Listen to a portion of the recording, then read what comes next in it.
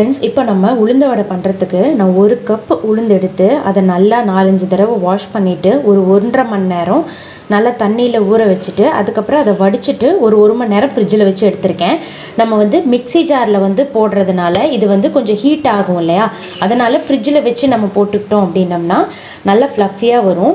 So இப்போ இந்த உளுந்தை மிக்ஸி ஜாரில் சேர்த்துட்டு நல்லா தண்ணியை தெளித்து அரைச்சி கொஞ்சம் கெட்டியாக எடுத்துக்கலாம். இங்கே பாருங்கள், தண்ணியை தெளித்து நல்லா இந்த மாதிரி நைஸாக கெட்டியாக ஆட்டி எடுத்துக்கோங்க. எடுத்துகிட்டு ஒரு வைடான ஒரு பவுலில் இப்போ இதை இதை எடுத்து போட்டுக்கலாம். பாருங்கள் எப்படி வந்திருக்குன்னுட்டு. 1 கப் மாவு தான் போட்டேன், 1 கப் உளுந்து. அதுக்கு பாருங்கள் எவ்வளோ உளுந்து வந்திருக்குன்ட்டு. இப்போது வடைக்கு தேவையான பொருளை எல்லாம் இதில் சேர்த்துக்கலாம். ஒரு பெரிய வெங்காயத்தை நல்லா பொடிசாக நறுக்கி வச்சுருக்கேன், அதை சேர்த்துக்கலாம்.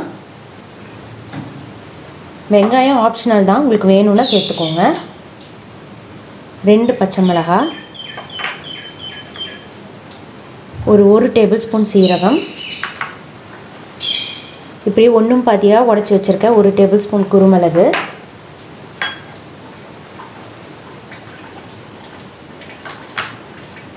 துருவி வச்சுருக்க இஞ்சி,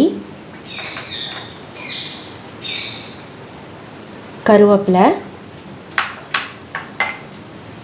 பெருங்காயம் 1 டேபிள் ஸ்பூன், அரிசி மாவு இருக்கு இல்லையா, அது ஒரு 2 டேபிள் ஸ்பூன் சேர்த்துக்கோங்க, கொஞ்சம் மேலே கிறிஸ்பியாக வர்றதுக்கு. இந்த மாவுக்கு தேவையான உப்பு. இது எல்லாத்தையும் நல்லா மிக்ஸ் பண்ணிக்கோங்க.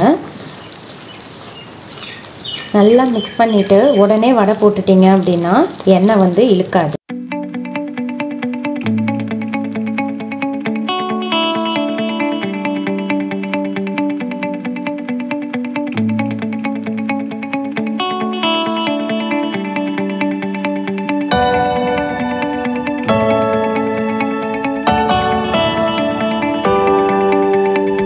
ஃப்ரெண்ட்ஸ், இங்கே பாருங்கள், நல்லா திருப்பி விட்டு வடையை நல்லா ப்ரௌன் கலரில் பொரிய விட்டு எடுத்துக்கோங்க.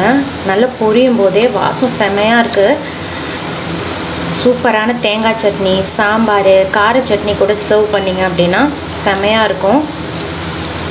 ஸோ சீக்கிரமாக சட்டில் செய்யக்கூடியது தான். உளுந்து மட்டும் ஊறி இருந்துச்சுன்னா நம்ம சீக்கிரமாக இதை ரெடி பண்ணிடலாம். ஸோ இங்கே பாருங்கள், அவ்வளோதான், முடிஞ்சிருச்சு.